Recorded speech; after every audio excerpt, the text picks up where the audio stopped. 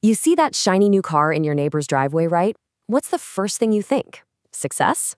Well, what if I told you it might be a massive financial mistake in disguise?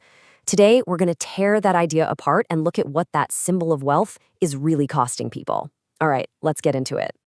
Yeah, this quote really hits home. That gleaming monster truck, it's not a sign of success. It's a $1,200 a month financial anchor. We're just conditioned, We see a fancy car and think, wow, they've made it. But this flips the script entirely. It's not a trophy, it's an anchor. It's something that's actively pulling you down financially month after month. Let's really unpack what that means. Okay, so how does this actually happen? How do people fall into this? Well, it all kicks off with something called the 7-year trap. And listen, it's not really about the car itself. It's about the clever and honestly kind of dangerous way we've all been sold on how to buy them. So here's the core of the problem: the 7-year loan. To make these crazy high price tags seem even remotely affordable, what do dealers do? They just stretch out the loan term longer and longer. 7 years, that's 84 months, has become totally normal. It's shocking. And sure, it makes your monthly payment look smaller, but what it's really doing is hiding a massive problem. You're stuck paying for something that's losing value, fast, for almost a decade of your life. And this leads you straight into this really nasty situation called negative equity. The simplest way to think about it is being upside down. It's just a horrible place to be. Let's say you owe 30 grand on your car, but if you tried to sell it today, you'd only get, 22 grand for it. That $8,000 difference, that's negative equity. You're trapped. You can't sell the car without writing a huge check. And this cycle is just so easy to get caught in. Here's how it works. Step 1, you get excited and you finance that beautiful, expensive car with a nice long loan.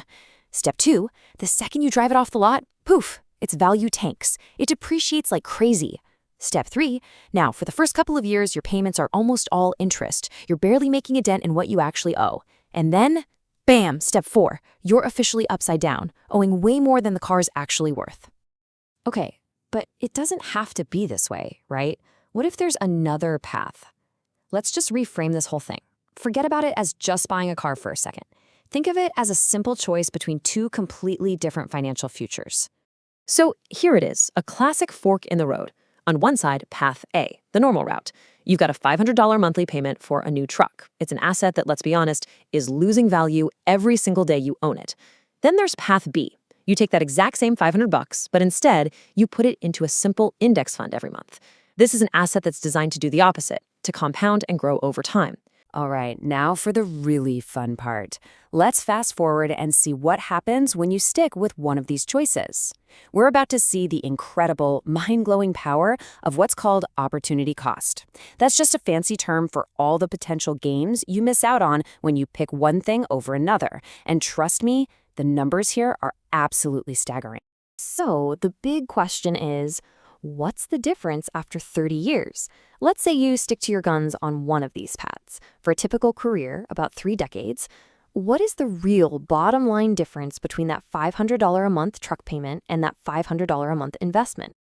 Get ready for this. The difference is $600,000. No, that is not a typo.